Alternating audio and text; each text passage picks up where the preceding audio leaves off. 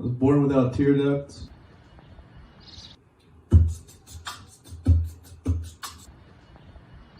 That might have been somebody laughing.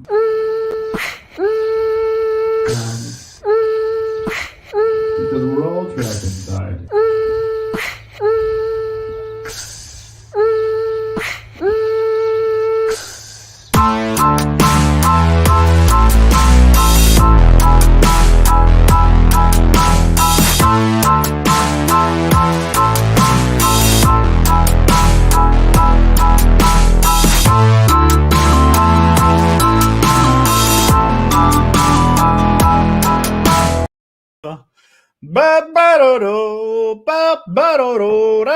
So much fun every time. You know how much I enjoy it and how much I enjoy all of you.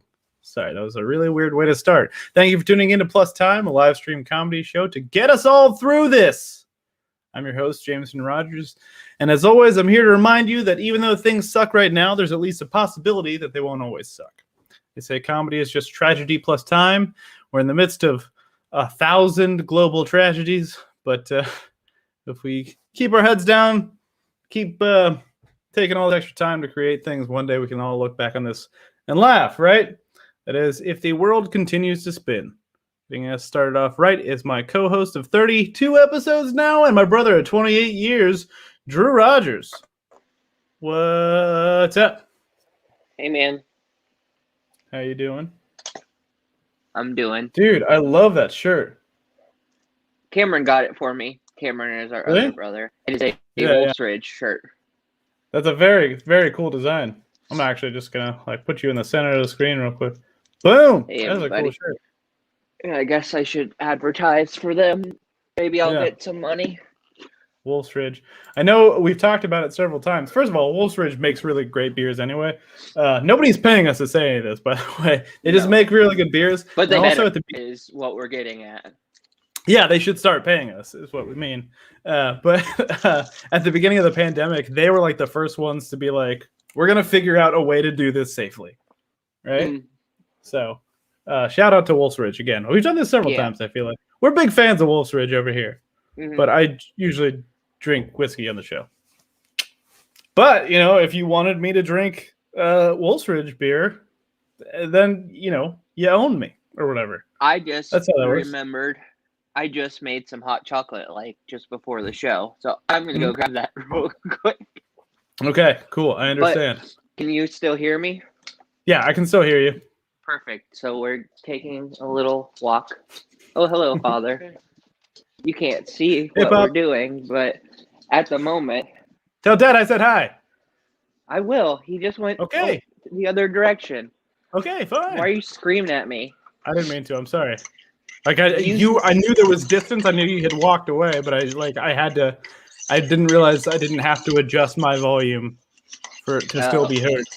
Yeah. Yeah, I got headphones in. Jay says hi. Hey. Perfect. Would you rather use a spoon or a fork to mix things like cocoa? That's a good question. I always go spoon, but this is a terrible noise though, so I'm gonna say spoon is probably the way to go most of the time. But for effectiveness, it's as close as you can get to a whisk in your regular ass silverware drawer or whatever. Ah, nice mug too, bro. Thanks, man. Unless you're Babish and you've got a mini whisk that you use for everything. That's all we have is one tiny whisk too. I'm not gonna get a tattoo about it or anything, but we don't. Yeah, but I guess we don't mix. Then you suck. Big things that often. Oh, Jameson, that's a nice shirt too. Thank you so much, Drew. I think that this is also. I didn't see it, Jameson. Oh, good. Good. Insecure. I'm just teasing. I love this shirt. I love this shirt so much because how much Taxi I've been watching. I wore a Taxi shirt last week too, but this is a Louis De Palma, Danny DeVito's character from Taxi. So I now have 2 Danny DeVito shirts and 2 Taxi shirts, and I need a hobby. I don't. I think I have too many hobby. Is what I'm saying. I have too many hobby. Too many hobby. So if you haven't seen the show before, and it's possible somebody's watching that's not a diehard fan, I don't know. You will be soon enough. Not so one of the timies that we've got. the Timies, that's what we're calling them from now on. I Yeah. never thought about what our fans would be called, but yeah, Timies. Hey, Timies. Can we call them Timey-Wimies? I don't want to do that. Never mind. I take that back immediately. I was gonna say, like, do you want our show to get canceled? No, I don't. Like, who would do that? Us? Like, we would be the ones to cancel it? Yeah. Hey, Timies, thanks for watching or whatever. But if you haven't watched before, one thing that sets us apart from like Jimmy Fallon, Jimmy Kimmel, Jimmy Corden, all the Jimmys, is that my name has a sun on the end of it. And also Drew draws. If you see any like drawings, animated things throughout the show, of which there are plenty, because Drew is very prolific and he likes to draw a lot. That's all Drew. So just know Drew that draws the drawings. Drew draws the drawings, and the drawings were drawn by Drew when Drew drew them. Yeah. Yeah. So, we kind of did this segment, I think maybe 2 weeks ago, but we're gonna go ahead and bring it back real quick. As soon as I find the button that makes that happen. Boom!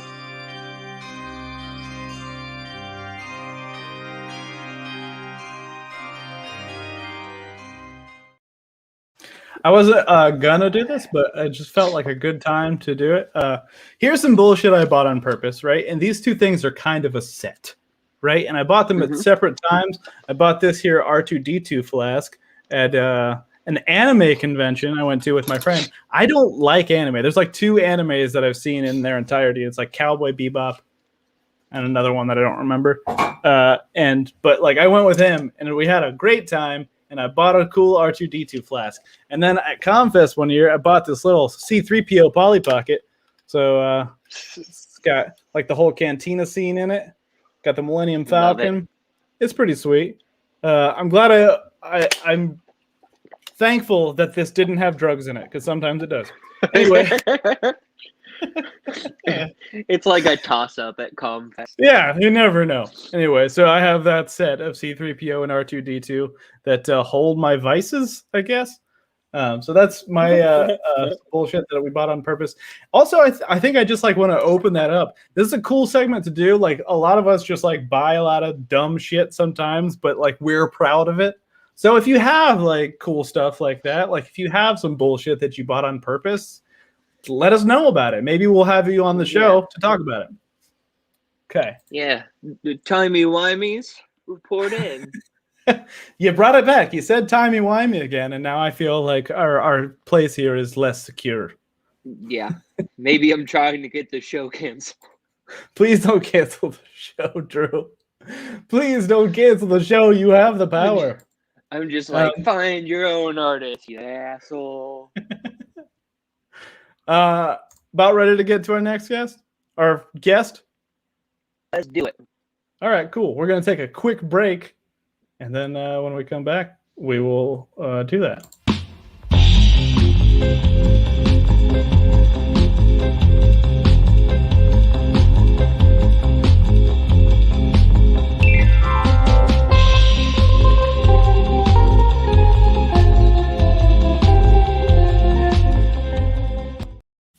All right, our first guest for the evening is a very funny comic, one of my favorite comics, one of my favorite people to see on stage at all, back when, you could do that more or whatever. Guy, I don't think I've ever seen him uncomfortable on stage. He just has it. It's just like all there, whatever. And also, in addition, he's the nicest guy in show business. Fucking move over, Tom Hanks, you nerd. I don't know what I was going to call him. COVID guy. COVID guy. I'll stop talking to you. Anyway, put your hands for Ty Moore, everyone. Ty! Yo!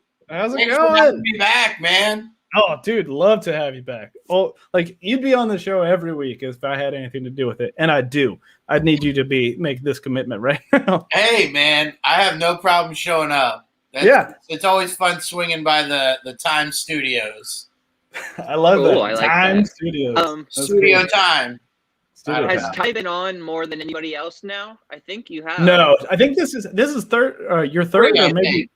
Yeah, I think it's third. Maybe 4, but I'm pretty sure 3. I think 3. Yeah, so that ties you with a couple people. I think at this point, maybe Honored. Okay.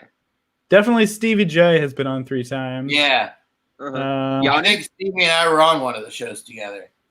Yanni's been on twice so far. I think. Yeah. Yeah. But Timies, yeah, report in if you know. Timies, I if you don't know the remember. answer. Timmy, if you're out there, listen up. We need your help. Who has the most appearances?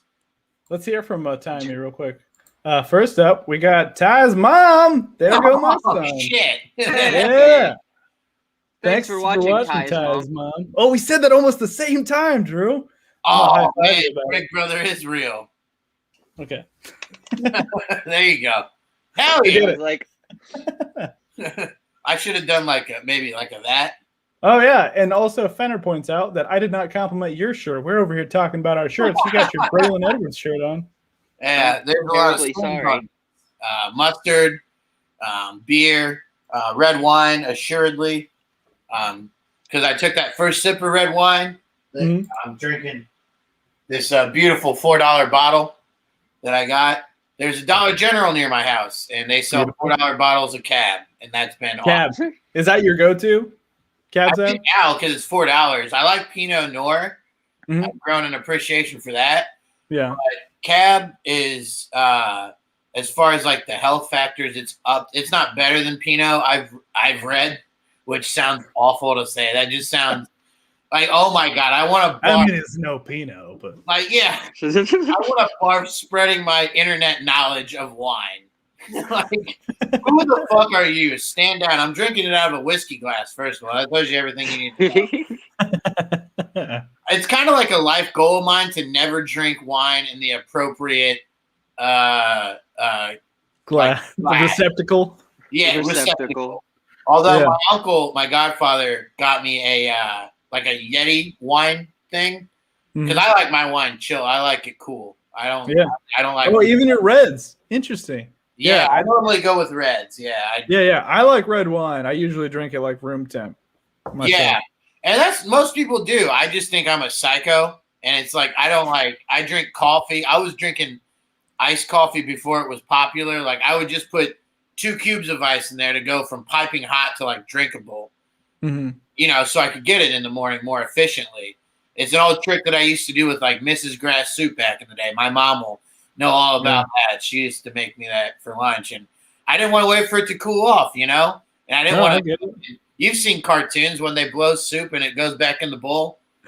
Every time you fucking you blow half the fucking spoonful right back in. Exactly. You know? Yeah, So, I definitely did that a lot as a kid. Nowadays, like I don't think that hot things like are satisfying to me unless they're kind of burning me a little bit. You know what I mean? Like in the morning, if I get my coffee in my my news radio mug. Yes. But in the morning when I get my coffee, like if I don't drink it when it's like piping hot, then it's like I've ruined my whole day. You know? I love that though. Based on that, let's just go with the Gaffigan joke. Are you that way with the hot pockets? Will you just be like, you know what? It's whatever's coming in my mouth right now, which that's awful to say. Sorry, Mom. After I heat up anything, your mom gave us a shout out too. Yeah. Oh, she's in love to all you guys. Yeah. She's I think she saw you at Ford's last year when we were still doing the thing, which by the way, whenever you mention Tom Hanks, I always think of your TH thanks joke. Oh my god. I did that joke for maybe like 2 weeks, but like I still think about it. Like that was fun. It's not like I know. There was like me and you the first time I heard it, and maybe 2 other people at Bossy Girl, which I don't know if that was the first time you told it, but that was the first time I heard it. And I think I said something like you were like, TH, thanks. And I think I said, you're welcome. And you're like, I can't think of any YW actors or actresses off the top of my head. It was That's just funny. classic dead Tuesday night banner, you know? Like, Oh, it's the best. I was like, awesome. I fucking appreciated the TH. That I'm and you told in that same set, you said, do I have verbal dyslexia? Or is verbal that dyslexia a thing? Or am I just Carsey? I forgot about that joke. Oh, I love this. This should happen every episode where somebody comes on and reminds me of the jokes I've forgotten. Fuck yeah, dude. I love thinking back to all the old jokes that because you know in the beginning I was only able to go like once or twice a week tops. Right. So every joke that I would hear would resonate. It wasn't like I was seeing the same people like 4 or 5 times a week as it was, you know, before we shut down. That's the worst part that like you were saying earlier, man. Before we shut, you know, last year's shutdown, there was like a legitimate mic, at least one mic every night of the week. Yeah, it was kind of beautiful. Oh yeah. Any night that you wanted to go out and tell some jokes, you could. And I literally moved close to one of the open mics that had just started up. And I was like, all right, great. After work, walk there, walk back every time. Don't have to worry about parking, nothing like that. And I'd move in and bam, like 3 weeks later, shut down. Yeah. Yeah. There it goes. Does it still feel like a distant dream to you? Yeah, it's weird. Yeah. It's weird that the sequel's about to start. Yeah. Part 2 of Lockdown. Is it going to be a sequel or a prequel is what is going to be scary to find out. Oh my God. Yeah. What if it's a prequel? What if we like hit March 13th and it goes back to like 2019? It's like, oh no. Oh my God. We have to relive. I think what's going to happen is the sequel has more like Hans Gruber type of coronavirus where it's smarter. Oh, it's less but like we can defeat it by pushing it off a roof. Yes. Yeah, that's I think how you do it. You got to get COVID on a roof and which makes sense because you had mentioned that you called Tom Hanks COVID guy. I just got over COVID. My symptoms were rather mild, but I'm good now. Everything's good. Okay. Oh, you just had it? Just had it. Like I was cleared last week for good. Did you lose your sense of taste for a while? So that was what made me, besides that and getting a confirmed text from somebody who I had hung out with, just in a one-on-one, by the way. It ended up being a friend of a friend. But anyway, I was like sneezing, but the night before I had walked to an open mic in like 24-degree weather. So I was like, oh, you're probably just a dumbass and that's why you're sneezing. But then I tasted lunch. I got to dinner and I couldn't taste it. And I had been trying to rewrite the white stereotype. So I used too many seasonings. Like sometimes there's more salt than there is rice on a pellet of rice for me. So, like, I know if I can't taste even the seasonings, the cayenne pepper, whatever I'm using, I'm like, oh my God, this grain of rice has been breaded in cumin. How did this even happen? I don't just fry rice in a pan. I like legit deep fry all 2,000 of them. Yeah. Like Salt Bae right into the fucking deep fryer. That's perfect. I had to like deep fryer up and it's just full of holes. You're like, damn it. But I noticed that I didn't taste my dinner and I went and got tested the next day. A couple of days later, found out I had it. At that point, I had already pretty much had it for almost a week. So the worst, all I really had for the most part was my smell still comes and goes. But it was just like the common cold for me. So I definitely lucked out. So like in terms of severity or whatever, like just like wasn't really knocking you on your ass or anything? Not too much. This is gonna sound awful, but I've definitely felt that way and then done an open mic that night in years past. Well, yeah, no, and same, honestly. Yeah, because never before it felt like life-threatening or anything like that. It didn't feel like I could maybe somehow get somebody else sick. You know? Like, I mean, like, you know, if somebody else gets a cold, sorry. Like, I still, like, if I go out, like, if I went out back in those days, I would still, like, try to keep to myself and not, like, breathe on anybody. But, like, yeah. But that's the thing that freaks me out the most, though, because I love food. Like, if I couldn't taste something, I would would lose my mind. You know? It was so weird. It honestly, like, I could, because you can feel the texture. Obviously, you still have your sense of touch, but you legit are just like chewing, and there's no and you can feel your tongue getting confused. Like all your taste receptors are just like, hey, your brain is expecting like a salted meat with a fried vegetable as you bite into your rendition of fried rice. So your brain's expecting that, and it never delivers because you can't taste it. Your brain's just like, hey, come on, man, I need my fucking salt fix. Dude, that's like exorcism level terrifying to me. Absolutely. I'm much like you, Jameson. We've had thousands of conversations about food over the years. I too love food, man. So once I'm like, oh, if I can't taste, fuck that. We're going to the doctor. We're going to every doctor. I'll be the first one in China to get the asshole swab. I don't give a fuck. Get me tasting food again. This is the only important thing. There's nothing else happening. I just need to make sure that my tongue works right. You've taken comedy from me. Don't take food from me. It's the only thing that's got me through the pandemic. Oh, absolutely. Man. That's exactly how I feel. And I've tried like as many new like businesses and types of food as I could throughout the pandemic. So to lose my taste after having such an amazing food summer would just be devastating. Yeah, right? Devastating. But I'm glad I can at least taste. Smell is hit or miss. So I'm like, hey, sometimes you don't want to smell what's, in the room. Yeah.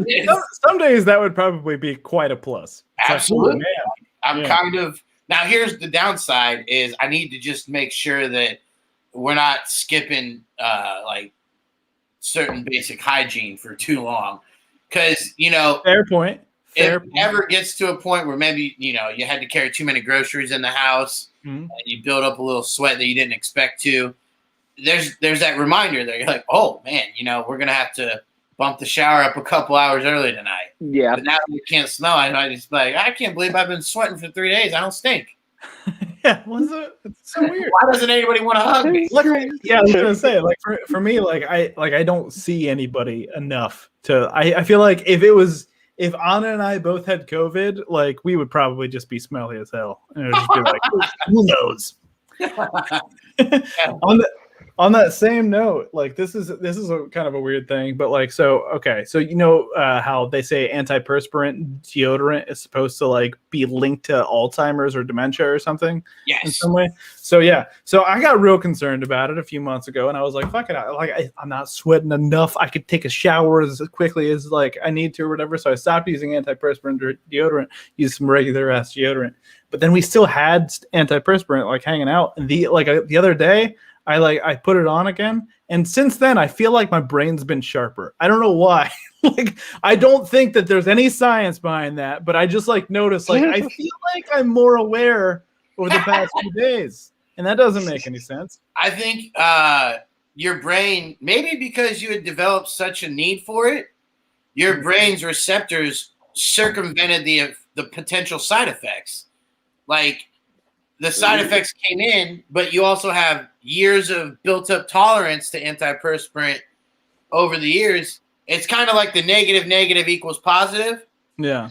And so instead of like you beginning to show signs of dementia, you're actually going full bore the other way.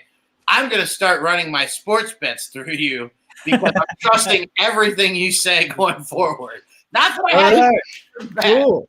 But I'm absolutely trusting you. I'm going to bet on that Jamaican bobsled team, my friend. Yeah. Quick thing, though, about the deodorant. Isn't it funny when you buy the wrong deodorant, how it somehow stays in your life like a toxic ex? Yeah. Because the same thing that kind of happened to you, Jameson, happened to me. I bought this supposed to be some kind of a natural oils deodorant over the summer, and it turned out to be just like I don't handle gel deodorant. I fry under my arms if I have gel deodorant.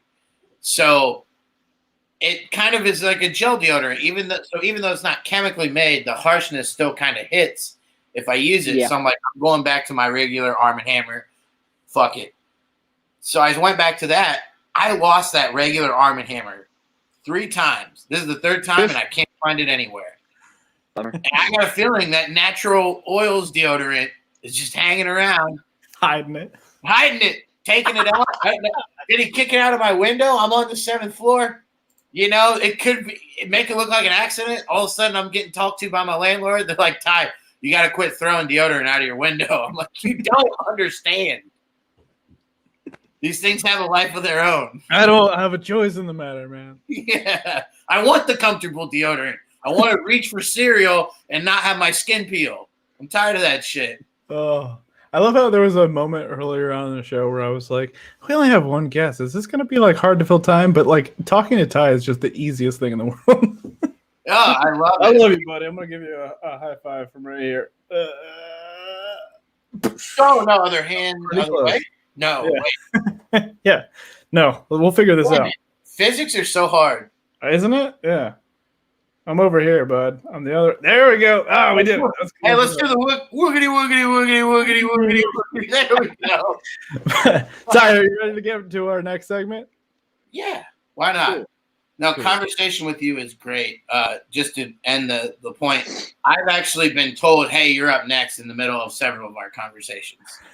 Same. Or, hey, you want to host and it's been 4 minutes.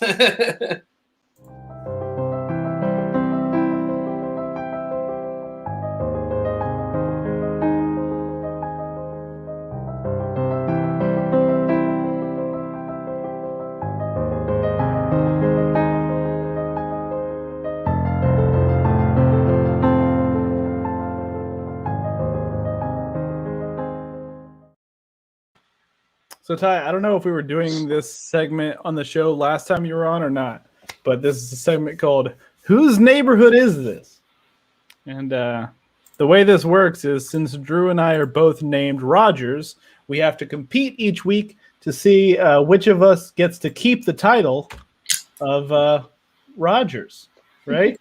And, you know, the right to wear sweaters and stuff like that. Thankfully, last week we tied.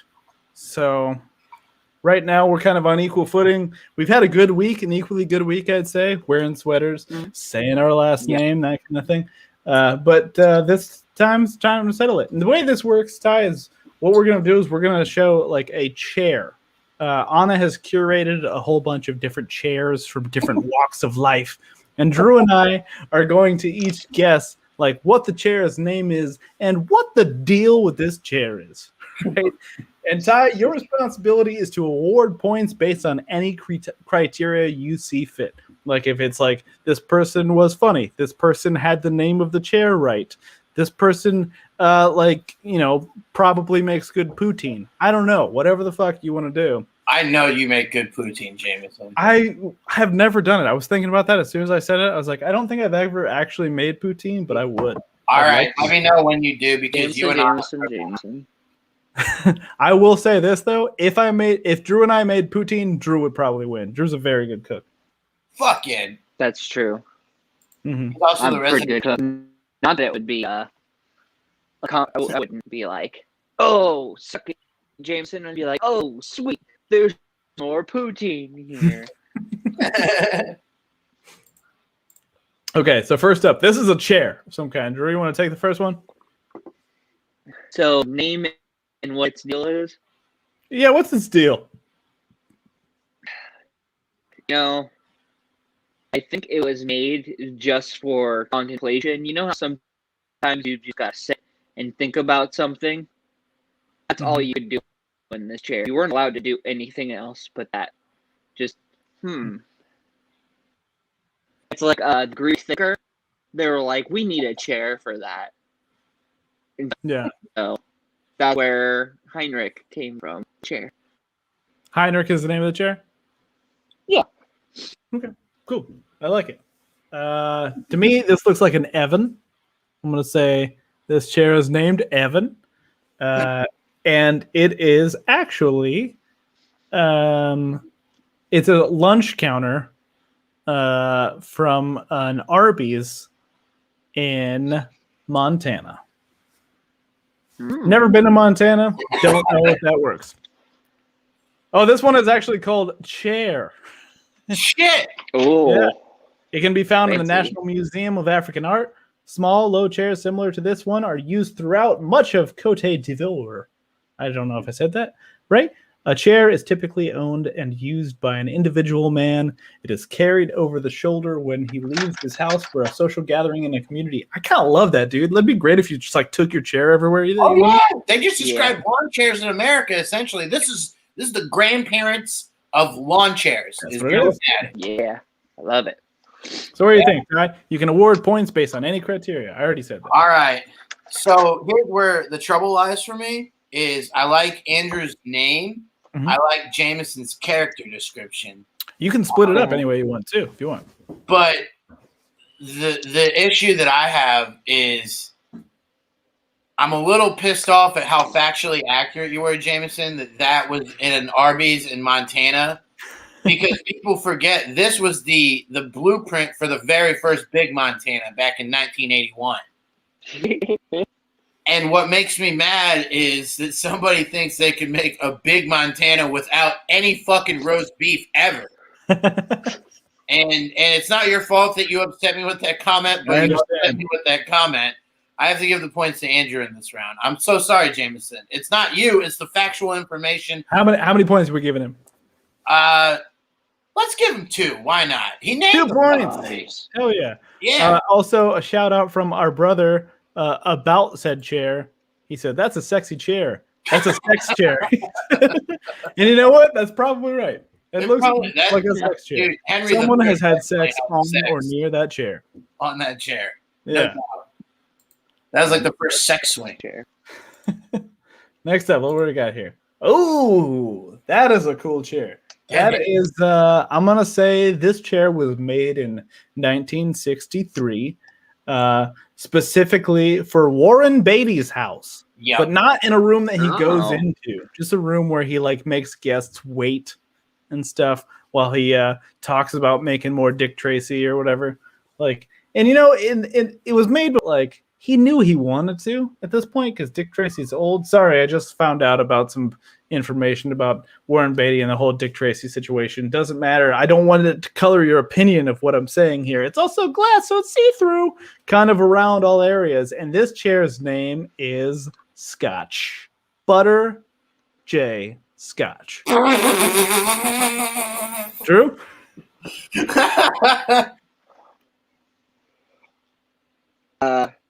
Its name is Smartball. It was made in the year 2648. Yes, that's right. It's a time traveling chair. Ooh. It doesn't actually time travel. It's just like, you know, like in movies how things get sucked into a portal and it's like not always just a person. It's like, where the hell did this box come from? Like from another universe. That's kind of what happened. So its deal is it's trying to get home, but it cannot move. So all it does is sit there and remember the glory days. It's also a chair you can't sit in. Somebody decided that it was going to just be a chair for decoration. So, Glory Realize- days.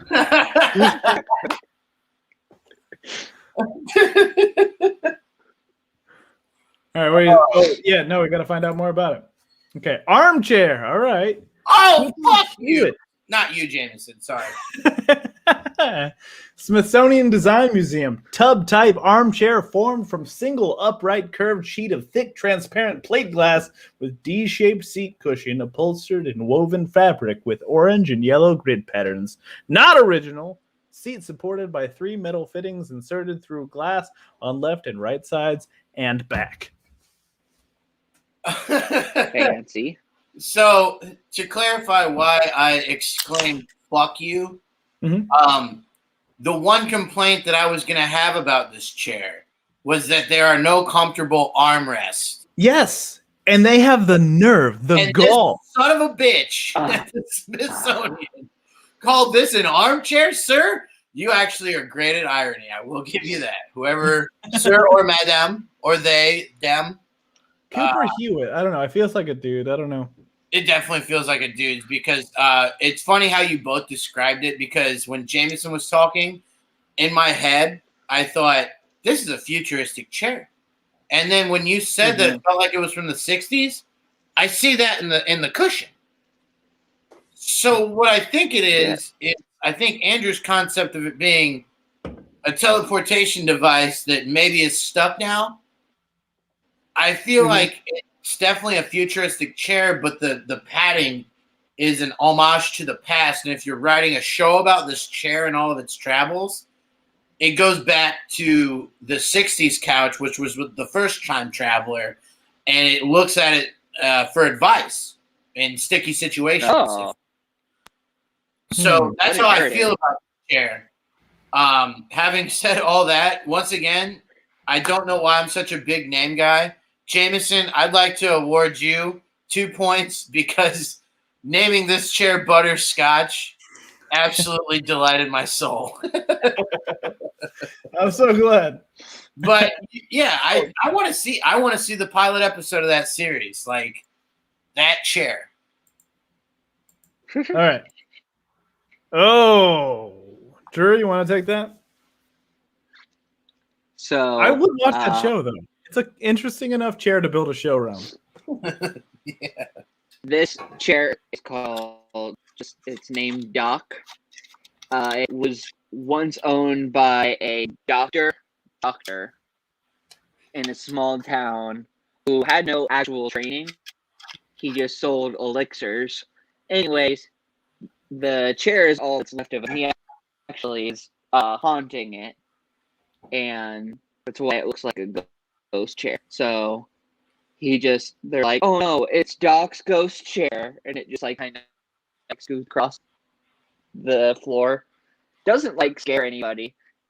Just like, oh man, the legs of that are really irritating as it goes down the hallway. Jason, what do you got? All right. This is a chair that was taken from the physical set of the Flintstones. Not the movie that was live action. No, it was just like somebody reached in what is it? Like the Bullwinkle movie or whatever, like one of those animated movies where people come out of the TV. Somebody just like reached in, grabbed this chair, pulled it right out of bedrock, put it in their home. And you know who that was? Do you know who that was? Actor Roy Scheider from Jaws, R.I.P. All right. And this chair's name is Samsonite. Model of a chair is the name of this one. Interesting. Freer Gallery. Shout out my friend Julia Freer, by the way, of Art and Arthur M. Sackler Gallery. 11th, early 12th century stoneware with white slip and iron pigment. Yes. Fancy. All right. No, I like that we all have a similar ground here where we get some kind of a past life spookiness to this chair. Like Jameson said, it was the Flintstone, like prototype 1. Andrew said that this is where a doctor's spirit lives on. I kind of got that feeling too, Andrew, because I thought like this looks like a beheaded panda bear in a way, without like the stripes. You know, like it looks like paws there. You see the paws where the armchair is. So I was like, you know, maybe like if somebody beheaded the Lincoln statue down there when he's sitting down all tall. Like I definitely felt I'm gonna give Drew 3 points because I love the idea of there being a spirit within this chair. There's something spooky about it, man. I don't like it, but I do like it. Dude, I totally get it. For real. Yeah. Yeah. Okay. Oh, there's two angles on this one. Oh, Anna, how do I get the other angle? You click on the chair. Oh, perfect. It's the same. It's basically the same angle. Oh. Okay, so this is the chair. Okay, it's my turn to go first, right? I believe so. Okay, this one is called Jazzercise Mackenzie's Vacation Home. Okay, a couple episodes back, we had Josh O'Neill on, and he named a character named Jazzercise Mackenzie. I'll show him just for measure. Jazzercise Mackenzie down in the corner. See, in the middle of that chair, and I'm gonna throw it up just for comparison. See, right here, it looks like Jazzercise Mackenzie's ancestor, or maybe him, is actually in the middle of that chair. It seems like a place where he maybe hangs out a little bit. So I'm gonna say this is Jazzercise Mackenzie's vacation home, wherein he does his summer projects. Yeah.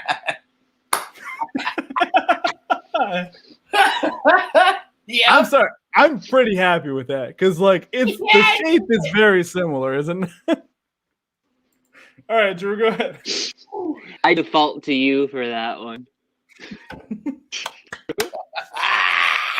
No, thank you. It's like, oh, you included one of my characters? All right.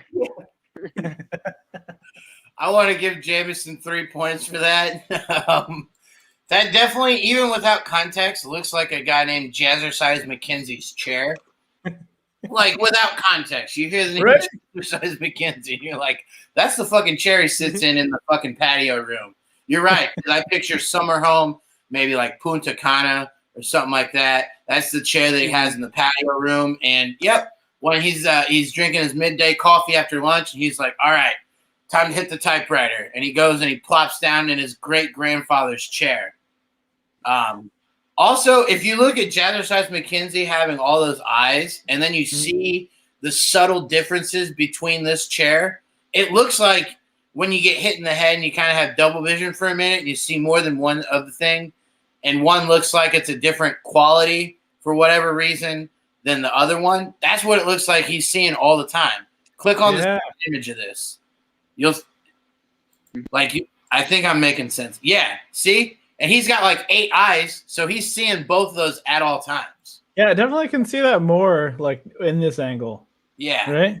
Yeah, that's oh man, that's you know, I'm not a big fan of chairs that don't have armrests. This is like one of those almost it looks like it was what eventually became to be beanie bags, you know? Yeah. Oh, this you- is the reason it's like- beanie bags exist. Yeah, you kind of slink back into it, you know? Oh, also by Cooper Hewitt, the last guy. Oh, Smithsonian shit. Design Museum. That guy Chair. knows. Again. Side chair with vestigial arms molded in one piece with rounded back having rolled and scalloped edges. Cabriole legs, slip seat, upholstered December 1967. You don't get that kind of information anywhere else. Black ground with gilded Rococo revival designs. Mother of pearl inlay. Central motif fountain, birds, and butterfly.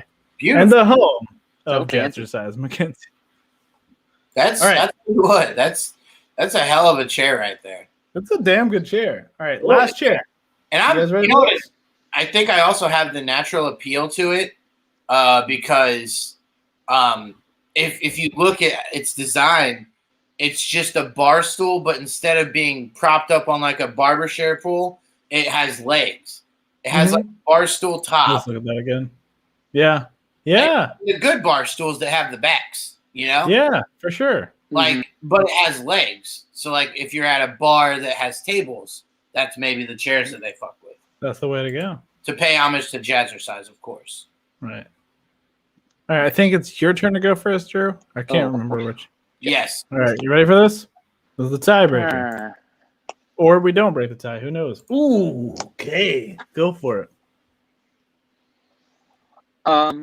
This chair is named Franklin. It came off of an assembly line. It's a sentient chair, like most of mine tend to be. Mhm. He just wants an ass. You know, he doesn't care which ass. It's kind of like a horror movie. Like imagine like he wants somebody to play with him, and Freddy Krueger wants to scare people for their lifeblood or whatever. I haven't seen that in a while. But this guy, Franklin, just wants an ass. I just want somebody to sit on me. Oh, Mm. poor Franklin. But he always has to say, "I just want somebody to sit on me," and not in a sexual way. Just because he's been down that road, and it's been a tough couple years. Jason, do you have? First of all, to me, it looks very hard to sit on, right? Yeah. So I wonder if it was like made by, Arthur W. Rubik, the creator of the Rubik's Cube, whose name I just made up and No. probably isn't factual. I feel that it was invented by that person to be like, hey, you try to fucking sit in this. Maybe you can. Maybe you can't if you're not very smart. I don't know. Right? And but it's made out of, like those parachutes that you have in elementary school where you just you do that and you play the popcorn game, you put a bunch of balls in it just to make them pop up a bunch. You know what I'm talking about? Yeah. Mm-hmm. Okay, so this is made of the orange triangle, right? Yeah. Specifically orange triangle. They made this, and here's the kicker, right? They took the entire parachute and they made chairs out of every color on this parachute, right? So they all fit together and form a giant Rubik's Cube. Yeah. And this chair's name is 7, like in Seinfeld. B3, close. I'm going to go ahead and say that. I know it doesn't, I'm not trying to influence your decision, Ty, but I think that's close. Yeah. No, I get Devin and B3 confused all the time. Phonetically, they sound the same. Cooper Hewitt Smithsonian Design Museum rectilinear chair frame consisting of intersecting bent tubular steel elements secured with screws and nuts, orange canvas panels stretched over frame to form backseat and armrests. I gotta be honest. Rectilinear chair. That is a hell of a way to describe a chair. That is I see. Is that supposed to be a rectangle in a way? I don't know. Yeah, it looks like maybe. No, when you said that it was hard to sit on, I completely agree. It was the first thing I thought of. And I hate to say this, I am going to award both of you. I'm going to give Drew 2 and you 1. Is how it'll end. And That's totally fair. I fully expect the hit to happen, but here's what I connected with. Drew had mentioned that the chair was some kind of had some kind of a past where it was dark and it didn't want to go down those routes. It wanted to be sat on merely for company, not necessarily for pleasure. That's the vibe I got from this. And then he mentioned something about Freddy Krueger, and my brain went to, all right, Freddy Krueger is definitely a director's chair in someone's dream. And this person is directing the movie. They're sitting down. Picture it, if you will. The art student that always gets killed third in a movie. Yeah. And he sits down in his director's chair and he's like, I can't believe it. It's day 1 of our live shoot and no one's here. Why isn't anyone here? And then boom, the director's chair that looks like that is Freddy Krueger, and he wraps around him like an anaconda and then just cuts his throat with the fucking Wolverine claw. Holy shit. Yeah. Damn. So that's why I gave Andrew the slight nudge, because I felt like the past of that chair is so dark. It was essentially Freddy Krueger. And yeah, I get it. if there's one scary movie from the 80s that I think you could believe in, it would be Freddy Krueger, because you can't really prove dreams. That's Great. That is fun to think about. You can't prove dreams. A couple people from that segment, I'd just like to shout out some of our timies. I can't believe I've adopted that. It's timies. Yeah, you did. Yeah. The A couple only other things name that are saying- First of all, Anna says Cooper Hewitt is the name of the museum, I think. So, yeah. So that guy's not just a prolific designer. I thought he was a prolific chair guy. That's what I thought, too. I thought he was the chair godfather. Kelsey Lane said that chair just reminded me I needed to reschedule my past. Oh, and then oh my god, this is insane. This is crazy. Kelsey posted Wes Anderson ass chair. Oh yeah, Clockwork Orange. You ready for this? Anna then posted Wes Anderson ass chair. Oh my god. Oh, okay. She instructed me to make sure everyone knows that there's emphasis on the ass. She said Wes Anderson ass chair. Okay. Yeah. That's great minds, dude. The synchronicity there is fucking awesome. Absolutely. Oh man, I don't have the room or the time to draw it, but I really want to draw that chair and just front focus with 3 other people just with an intense Love it.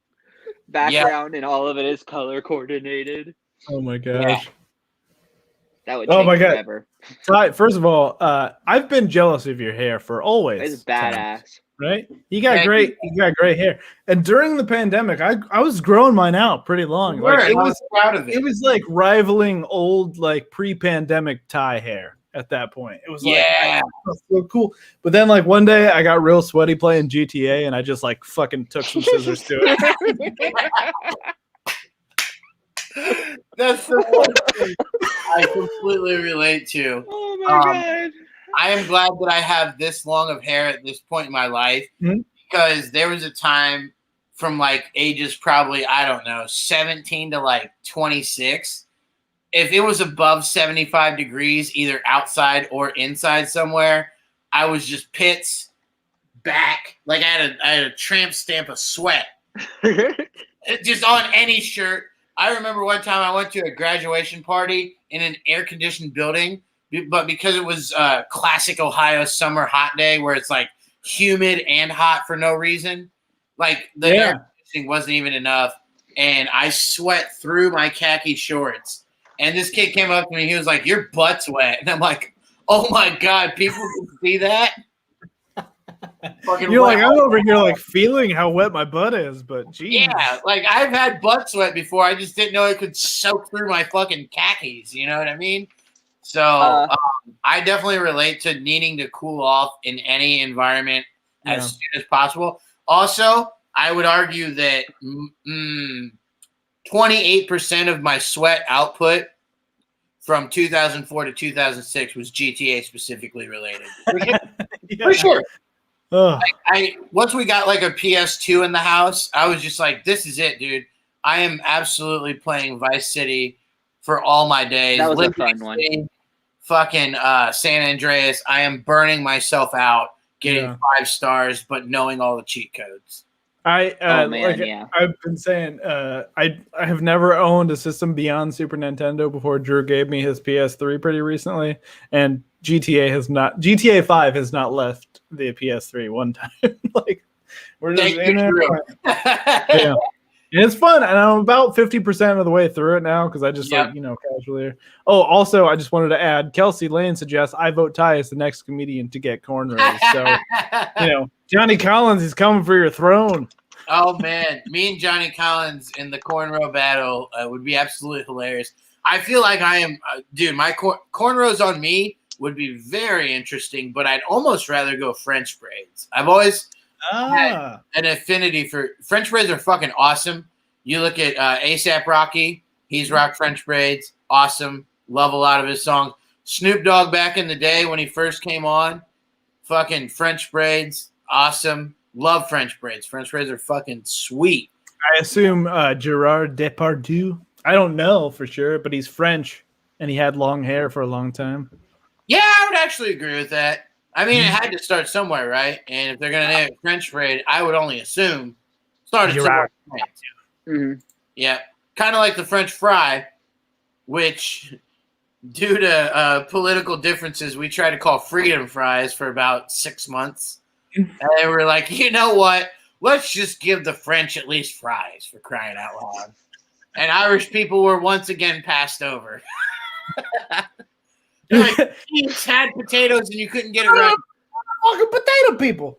Well, hey, we have a potato guy. You think fries are awesome? We got chips. We got halves. We got home fries. We got fucking hash browns. We got it all. So many potatoes. Time to take the quickest break, and it's not because we need it. It's just we're gonna take a break because I just want to show this thing. You ready for this? Boom.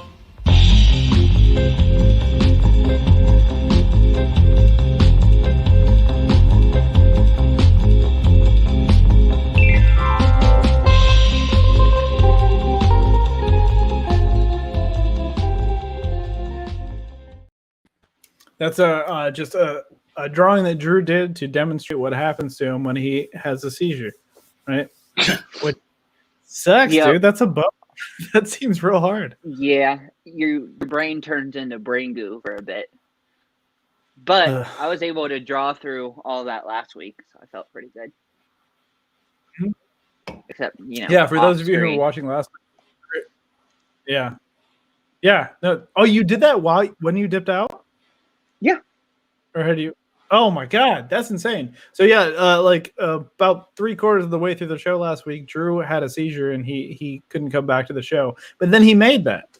Like, That's genius, impressive, dude. Thank you. I Yeah. wanted to keep going. So I try to push myself all the time. Like, I mean, I probably push myself too hard sometimes. But I'm generally never not sitting, or I generally don't ever just sit still. If I am like watching something, I'm drawing at the same time. So, Yeah. which is why this show works. I wanted to show everybody something, and if I don't do it now, I'm gonna forget. Okay. Yeah. Oh no. Wow. Holy shit. Does that have the invitation to like my grad party in it? That's insanely awesome. Oh my god. Oh yep. Oh no. Oh, hell yeah. You have the DVD and all, dude. Wait, is the bottom one the one I think it is? Let me see. Yep, I'm holding a camera. I'm holding my camcorder in my I senior picture. love you for that, dude. I fucking love everything about this. This warms my heart. Because you know what, dude? When you're making anything that has to do with your high school self or graduation, it's like your first sign of stepping out and being like, at least for now, this is who I am. Yeah. Oh my god. So there's a lot of people in the comments. Our brother says play the DVD. He said play this now. Oh, yeah, We'll we do that next week. I'll upload it and I'll play it next week. Now, hey, subscribe to the page right now if you're not subscribed. If you haven't liked Squeezecast on Facebook, please do. If you haven't followed Squeeze Vid on YouTube, go ahead and do that too. Yeah. Or on Twitch at Jimmy Ruggs, because I'm bad at branding. But go ahead. Oh shit. If you don't know about Jimmy Ruggs, let me tell you something. Oh, You I missed that dude. Better so find much. out, and I'll leave it at that. I was thinking about that earlier. Like, I haven't seen that dude since like a month or two into the pandemic, and it's like I miss him. I gotta be honest with you. As much as I don't agree with people who are anti-vaccine and anti-mask, Jimmy Ruggs, I still got love for him, despite his beliefs. Man, that dude is a solid individual. Yeah, that guy's all over the place. Yeah, he tries too. Like he wears the mask, he doesn't cover his nose. Yeah, yeah, he tries. He tries. He tries. You know. Ty, you ready? You ready to get to our next segment? Let's do it, man. Oh, good, because that was a segment called.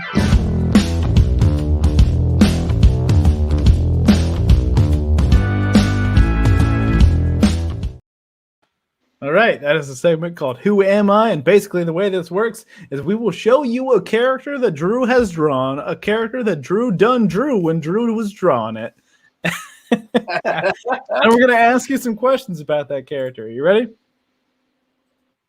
I am so ready, man. I love Drew's drawings. I mean, I've loved them even before this show was created. Jameson had shown me. Yeah, Jameson had shown me a few things that you guys have been kind of collaborating on, as far as like his brain and your drawings becoming like animation. Incredible shit. So I'm looking forward to it. It's kind of like it's not the same vein of the things I've been doing on the show. I've been working on comic book stuff forever, like trying to get like anatomy right and everything. And a long time ago, I was like, we were just sitting there, and I was like, "What should I draw?" And Jameson was like, "Me." And I'm like, okay, what exactly? And then he and I started making this character where his name is Hi-Fi, and he doesn't sleep. It's like an acronym for Hooded Italian Free-Running Insomniac. Yeah. And it looks like me with some aviators on and a hoodie. Yeah. Mm-hmm. So I didn't want to spoil anything, but that's exactly what I was referring to. Jameson gave me the rundown one night. Awesome. I think it was when it was still known as Barrel, Spirits on High, and we were outside. I actually think that was one of the nights I allotted myself to a cigarette, and I bummed one from you. And you're like, "Yeah, my brother does animation, and we're working on a comic book character." Bam! I was like, "Shit, dude, this is fucking awesome." Awesome. That makes me really happy that you knew what it was. Yeah, that's I want that feeling to happen more where I go to tell somebody about Hi-Fi or one of your other characters and they already know. So Yeah. Timies, Man, tell that's everyone. awesome. Just tell them all about it. All right, you ready for this character, Ty? Yep, let's do it. Boom. Right there. Okay, there's your character right there. We'll put her down in the corner for now. And don't forget to the questions about her. First question. What's this character's name?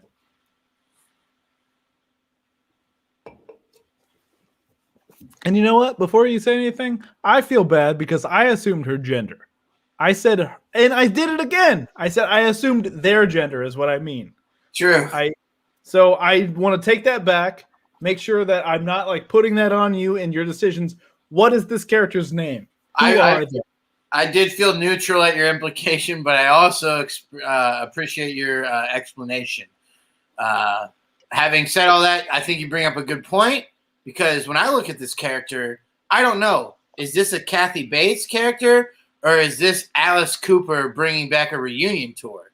You know, like that's where I am at. So I'm That's leaning the more next phase of Alice Cooper where he's just like full on pink. Yeah, like he's just like, you know what? I was a hard ass pretty much all this time, but I am so ready to do Jimmy Buffett style rock. Like, come just have tropical good times with me, you know? That's what I get. I'm leaning more towards the Kathy Bates character though.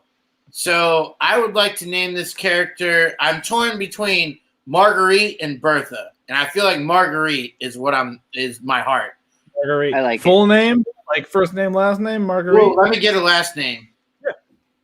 Why not Marguerite Bertherson? I like it. I love it. We'll get Bertha in there. You know, we can segue it. Marguerite Bertherson, and she has a. Oh wait, we're just gonna go with name for now.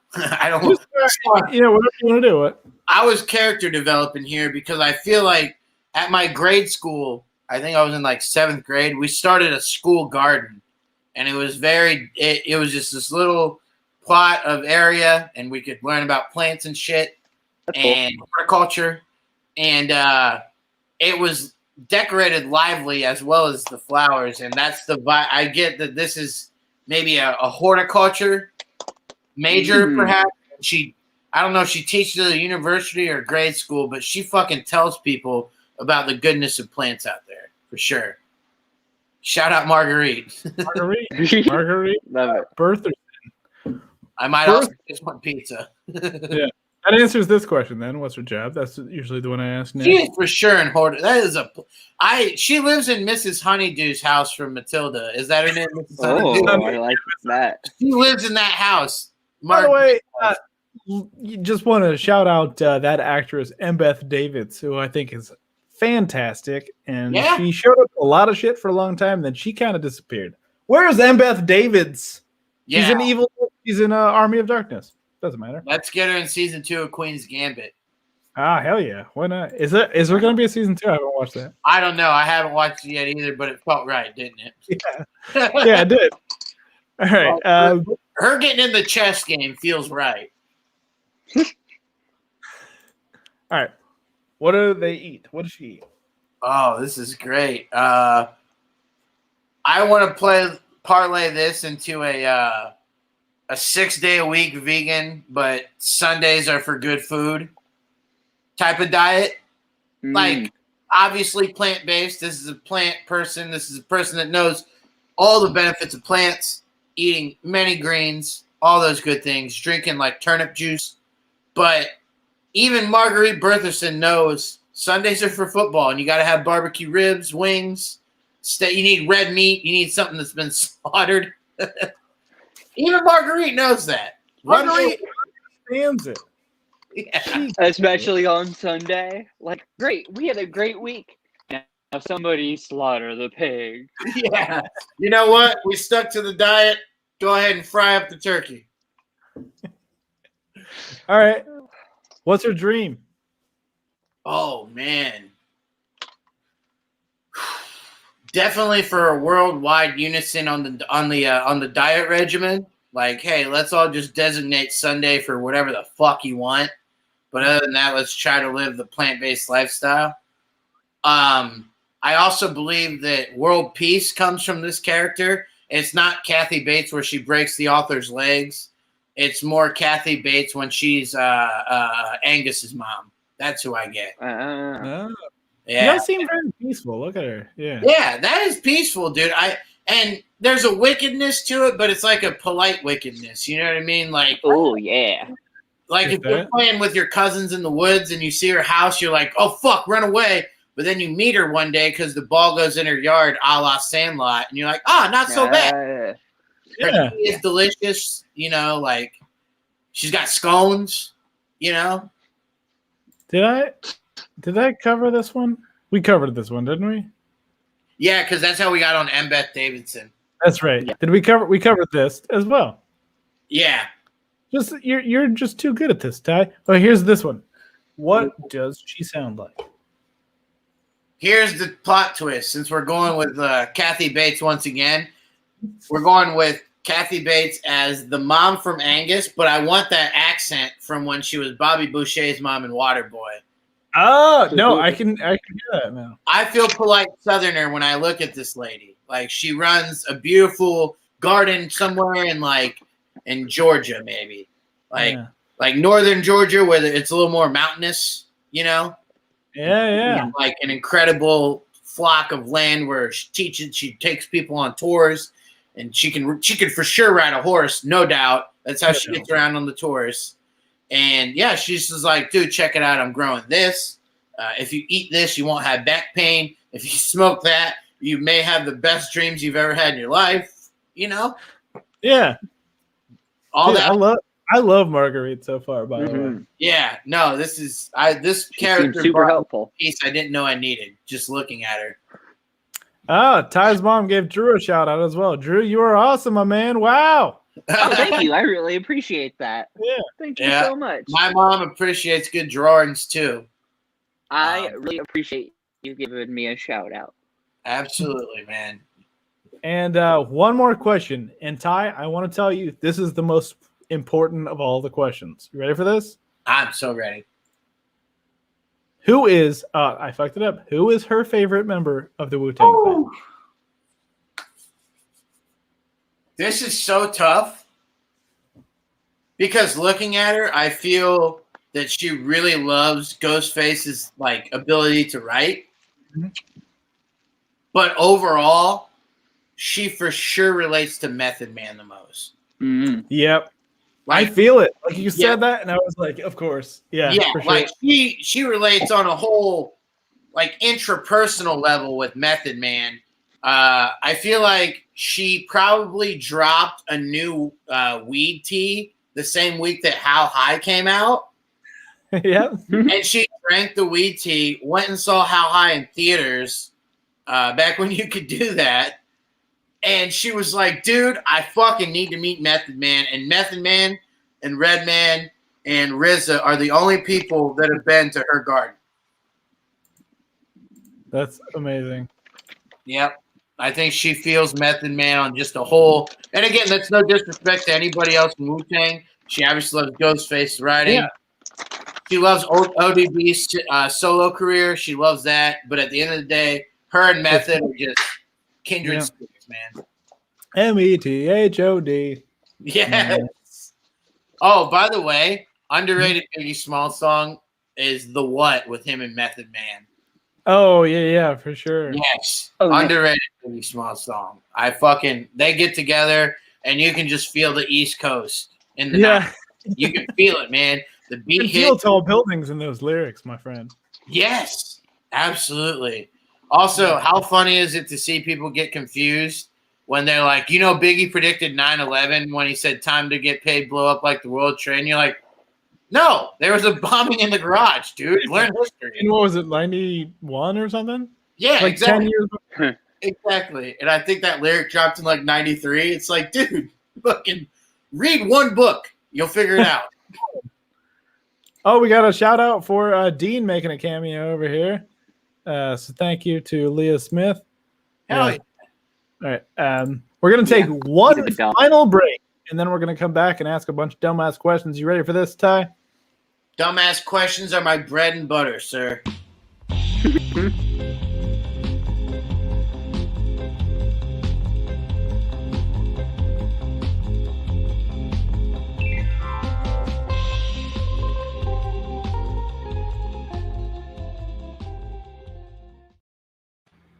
Okay, before we get to questions, I forgot, and I'm sorry about that.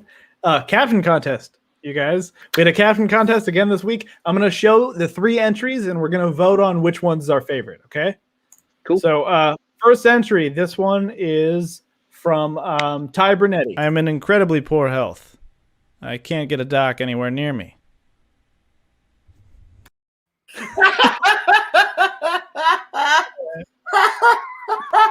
I like that one a lot. That's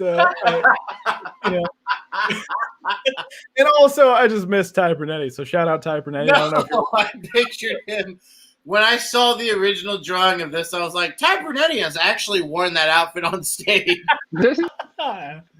Nobody has ever been a better green apple than Ty Brunetti. Facts. All right, and this one is from Garrett Snipe. Oranges be shopping. Oh, that's one of my favorite lines in cinema history. Women be shopping, but it's oranges this time. I love it. I love it. Shout out Garrett as well. I think Garrett is also watching. He's coming. Sneaky Hey. good compliment to Garrett. One of the best writers when it comes to grocery store humor of all time. Yeah, The guy, I'll give you that. Yeah. I would argue 75% of his humor comes from a grocery store. And I love it. I love it because I worked in one. Yeah. All right, and last entry in the contest, last finalist in the contest, and this one is from Alex Green. You know what they say? My ass is always greener on the other side. I'll be here all week.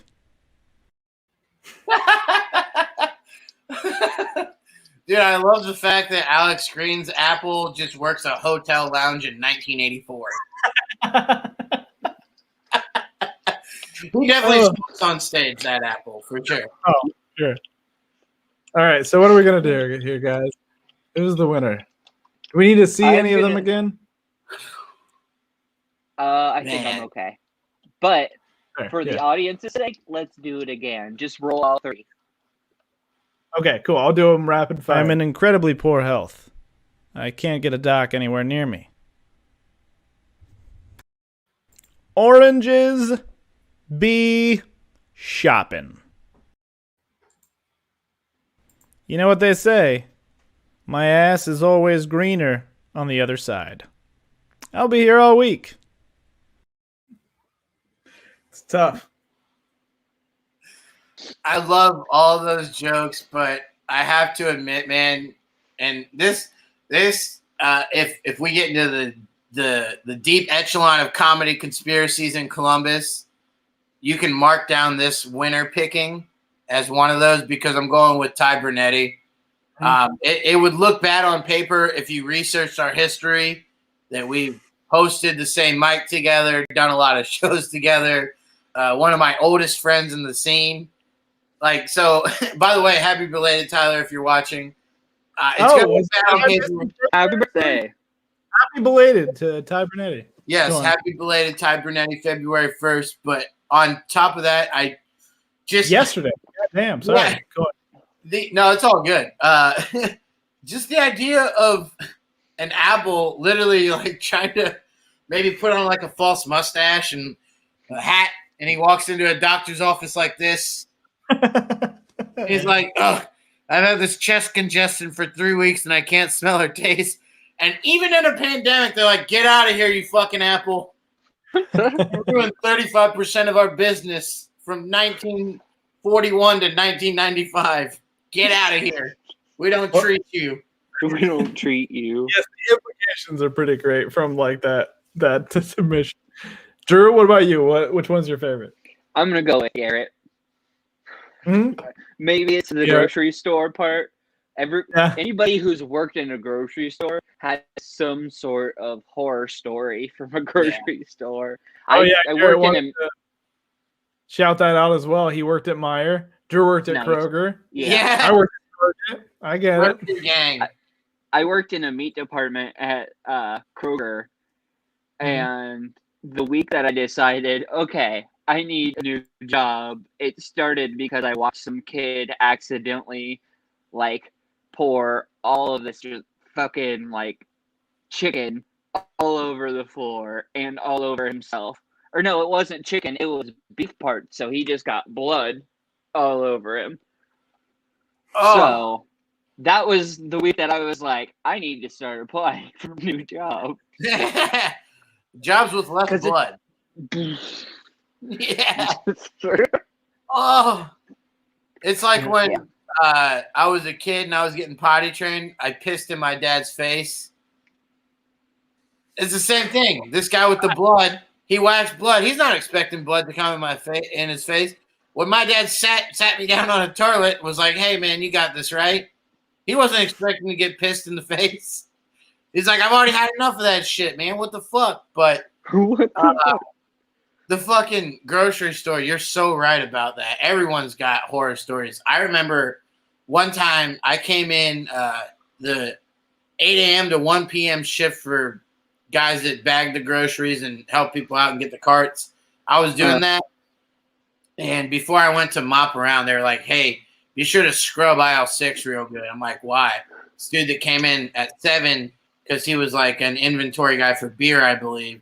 He was like, I was walking back and I found a pair of underwear that for sure had just been worn gross. sitting in the aisle. And I was like, "What?" He goes, "Dude, I've worked here for 21 years. I've seen it all. And I've never just seen underwear left unattended in an aisle." And I was like, "What the fuck, man? Who comes in here? Why are we?" That's what this is the downfall of 24-hour stores, man. It's great if you're just a stoner looking to get a fucking Jack's Pepperoni Supreme. But you got to take the good with the bad, right? So the good is the stoner that comes in at 2 a.m. just getting a frozen pizza. The bad is the fucking God knows who and what, when, where, why coming in and just being like, "Here's a good place to put my dirty underwear." Bam. There it is. Like, please tell me they stayed away from the produce area. Please. All right. So now There's we been have- balls all over these pears. What the hell? You got them bowl pairs.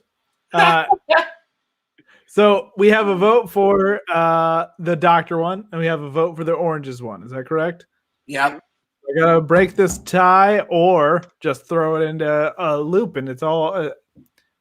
But I think I'm with you, Ty. I think I'm gonna go with Tyler Brunetti's, and I'm gonna play it again just for fun. I'm in incredibly poor health. I can't get a doc anywhere near me.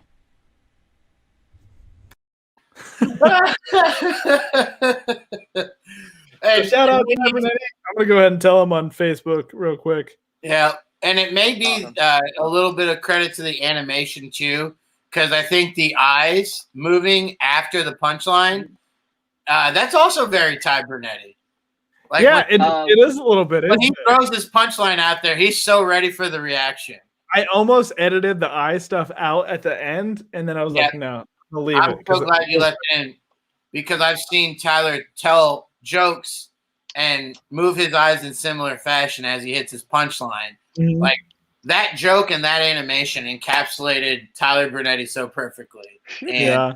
shout out Tyler, man. Always fun. I just want to say also shout out Jimson and Anna did like all of the animation stuff, and I was fucking giddy last week when we did the shark, and it was the first time I've had my work synced to a voice or just my voice, and I was like the entire time I was like hopping around because like I'd like to do animation stuff and shit all together, and it's like, oh my god, one step closer. Yeah, freaked out. Time problem, guys. Like, if we don't know how to do it, we'll figure it out. We're gonna keep Mhm. moving.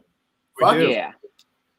Yeah. Also, class act Garrett Snipes shouting out like, even though he lost, correct choice, happy to make the cut. So I love Garrett Snipes' sportsmanship. Kelsey is salty that she didn't get more love, but Sorry, Sorry. Kelsey. Send me yours. I'll laugh at it and dissect it and create a life of its own on it. I miss everyone's jokes, man. keep doing it. Yeah. God, this is why I love your show, dude. I get to come back here and we get whatever splice of former reality we can get, Right? Right. It's right. great. We're getting a little long in the tooth on this show, so I'm going to only ask you about 3 or 4 questions. Okay? Fair. For this? Okay, let's start with the... You submitted the art too, by the way. Okay. We'll start with... Oh! Who is your favorite Weekend Update anchor of all time? As tough of a question as this is, when you look at the history of Weekend Update anchors, it's got to be Norm, right? That's where I'm standing on it. It's got to be Norm. Yeah. No, because for as much ridiculous shit as Norm saw as his time as Weekend Update anchor, and for how well he held character, like even when he would smile, knowing that like that is his breaking character, it's actually still within character. Yeah. Yeah. Usually, while we're all howling at Chris Farley hanging by suspenders, going like, "I pop my zits with protractors," like Norm just like smiles at it. He's like, "That's my boy Farley. Like, what can I do?" I still think that Norm is the right choice. Recently, I've been making a case for Colin Quinn just because of how much he looked like he didn't want to be there. And in interviews, he tells you, he's like, I didn't want to replace Norm at all. And I just think that's very funny. Like everything is just like so like aggressively deadpan. Like, fuck you for making me do this. Yeah, why do I have to follow arguably the greatest Weekend Updater of all time in Norm Macdonald? Fucking Norm, dude. Che is up there too. I really like Che quite a bit. Yeah. Oh, I think actually, as far as doing the whole like I can smile but still hold character thing, I'd say Che is equally as good as Norm in that scenario because he's had to face a lot of ridiculous Weekend Updates over the last. Oh yeah, for sure. Yeah, I think he's held character pretty well. I agree with that. All right, go to nugget sauce. Man, this is a great question. Thank you. Yeah. You know why it's a great question? Because what I'm going to tell you is also not my favorite nugget sauce. My go-to nugget sauce is ranch because I'm usually getting a spicy nugget from somewhere, right? Yeah. My one that tastes the best though, how can it not be the Polynesian from Chick-fil-A? Yeah, I get it. And I don't really like sweet sauces like that that much. But like that's the one that Anna used to get all the time. And yeah. Yeah, we haven't been in quite a while, but yeah, and I'll give it up to Cane's nuggets or their tendy sauce, I guess. Technically, I'll give it up to Cane's for sure. But at the same time, man, you really can't defeat the Polynesian at Chick-fil-A. And I hate to say it, but it's true.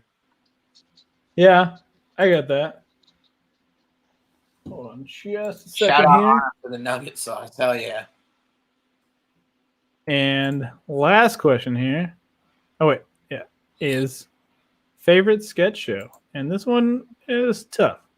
Change it fairly up. You know what, man? It is tough. And it's tough because as I got more into comedy, I found a lot of sketch shows. I'll tell you what's crept up the ladder before I tell you my favorite is I Think You Should Leave. Oh, yeah. No, I agree. I think you should leave. Hysterical, dude. Fucking hysterical. I Think You Should Leave.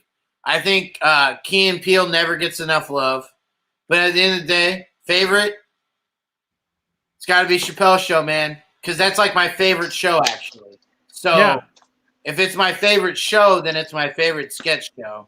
And I stood in solidarity with Dave, even though, you know, I understand that it's millionaires arguing billionaires. Mm-hmm. But Dave just, for much of us, for many of us, it just formed our comedy senses. At least had a part in it. Maybe not. Yeah. Oh, I mean, he was like God in my sophomore year of high school. You know, right? Like, and I graduated high school in 2009, so I'm like 2 years younger than you. When I was in 8th grade, you could count on it. Every fucking Thursday morning, we were coming into school, and me and the boys were gathering at lunch and like, all right, what did you like about last night's South Park? And then right after that, what did you like about last night's Chappelle Show? I can't remember who was first, but it was the 10 to 11 hour, I think, on Wednesdays. I don't remember. They do Chappelle, at least in Lima, they do Chappelle at 10, I think, and then South Park at 10:30. But yeah, that sounds right. I think that's what it was. Every Wednesday, and we were just like, even though it was a rerun last night, fucking classic. And because you both know, with as much as you've seen over the years, when you watch something for second, third, fourth, fifth time, you start seeing what else is funny about it other than just the punchline. For example, the first time that you watch Tommy Boy, you see him take the bong hit, and he's like, we're going to show him, and falls through the table. Hilarious. We're going to show. Yeah. Hilarious. Absolutely hilarious. What you don't realize is everything he says in that entire scene and how that scene is set up and how his facial reactions to what's going on. Like, you notice all that every other time after that you watch. And then also, right after he falls to that table, the first time you see Tommy Boy, you're still laughing at that. And you miss a golden line from David Spade when he just gets off the plane and he sees the clothes packed in the garbage bag. He's like, hey, you spray, this has to be you. You spray that thing for bugs? And he just goes, yeah, spray that thing for bugs. I can watch the movie. Like, I know it's Groundhog Day, and it's the day that traditionally you watch Groundhog Day over and over and over again. But I could watch Tommy Boy all the time, always, and never get tired of it. Yeah, me and my friend actually just talked this weekend about those shows when you're flipping around on old classic cable, 2 through 99 cable, and you hit like AMC or like TNT or something like that. What do you stop on no matter what and watch at least a half hour? It's Tommy Boy, it's Forrest Gump, Goodfellas, The Departed. For me, any of the Fridays, specifically 1 and 3, but also 2. Yeah. Man, I feel like 2 better than 3, but it's been a little while on 2, honestly. And that's the thing. I've always said in order it goes 1, 3, 2 as far as funniest. But I understand 2's importance because that's the introduction of Day-Day. And you don't get 3 without 2. But in 3, it's undeniable. They clearly just told Mike Epps, go be Day-Day for the whole movie. Yeah, that's true. It does feel like he's a little like freer in terms of just do what you want to do. Because that's when Mike Epps is best anyway. It's just like, just go do some stuff. Dude, Mike Epps underrated how to run in like 2011 to 2013 of sketches. He did one where it was Cribs, but it was just his prison cell. Yeah. And he got the Golden Shank Award, and they did the thing after he described it where they show it, and then they bring it back and show it again in slow-mo. And then he was also the guy that found those poor girls in Cleveland that got, like, they were in the basement. You remember that guy that, like, told the police, and he was like, I was just walking down to McDonald's. Mike Epps did his interpretation of that guy. Yeah, I remember. That was back when, like, go ahead. I was just gonna say we're gonna show Drew's drawing from the day. You guys ready for this? Yeah. Boom, number 32. Look at all this. Drew, you want to give like a kind of narration what we got here? Yeah. So Ty's shirt is right below the 32. Of course. Yeah. There's deodorant in the middle at the bottom that is keeping another one from being seen. The coronavirus is eating a very spiced rice. There's a giant tongue just dripping fluids because, why not? Let's see. Potato going, what the fuck? Tropical good times. At the far right, at first it was blood in somebody's face, and then you said you pissed in your father's face. So, it could go either way. Hi-Fi is up to the top to the right. It's a very quick one. If interested, let me know. I have For kind of sure. put my comic book stuff in the back burner, but if anybody's Yes. interested in that, and also there's a little Freddy Krueger chair there right by the tongue, Oh yeah, I see it now. and that other chair, like the headless one, is between the tongue and hi-fi. Oh yeah, I see it now. But Oh, that's pretty much it. The best. Thank you, Dude, that Drew. was awesome. Thank Thanks, you man. for Drew in this episode. Dude, like this has been really fun. And Yeah, it's a Ty, good episode. first of all, shout out to Ty. Obviously, put your hands Yeah. for Ty Moore. Follow him on Instagram and the Stereo app. Ty is not funny. But the Stereo app, he does a show with Kyle Dowdy on Mondays called The Back Patio. Is that the name of it? Yep. Yeah. So the Stereo app is like a newer kind of app. Kyle got in the ground floor when he was on his way to California. So emails were exchanged there. I'm the bad boy of the radio show because I'm not verified. I don't need a blue check to tell me that I'm legit. I have scientific data to prove it. I have a birth certificate. But we have fun on that app, and we've literally had callers from like London. We've had callers from other parts of Europe. A lot of it's West Coast. I think that's where the app kind of was originated. But no, we have a lot of fun there. We just talk shit. And as I mentioned earlier in this episode, with Jameson and I, all of our great conversation we had over the years. And I've talked to Andrew what was the show that you had where, was it Pretentious? Oh, yeah. The Sour Hour. When I first met Andrew, was at Pretentious. We had a nice night that night. Travis Irvine walked around and showed everybody his student ID. Oh, that's right. We had a good time. But, we've had Jameson. The Back Patio is very much just we all love comedy, but damn it, what else is awesome that goes with it is what you guys saw tonight happens on back patios and open mics. As much as we all love each other's acts, we all really love just fucking getting to hang out back, drink a couple beers, and talk shit. And that's Kyle and I's thing on the Stereo app. So download it, give us a follow, and be sure to follow fucking Squeezecast because they're always dogs. The best. This is Dino. See, why would you not follow Squeezecast? They have dogs, animation, they have it all. Follow Squeezecast. Can you And say follow hi? Say hi. the Say hi. Back Patio on the Stereo app too, guys, because it's amazing. Say hi. We love you guys, man. Thank you. Put your hands for Drew. Put your hands for Dino. Put your hands for Ty Moore. Put your hands for Minerva Bertherson. Thank you guys so much. For Hold on. Wait. What's up? I just want to say, shout out to our grandma. She recently has had some heart issues, but she is a badass. So just Unbelievable. shout out to her. Yeah. Shout out, Grandma. We love you, Grandma. She had a non-invasive surgery that ended up having a pacemaker, needing a pacemaker about a couple days later, and she's just still unwavering.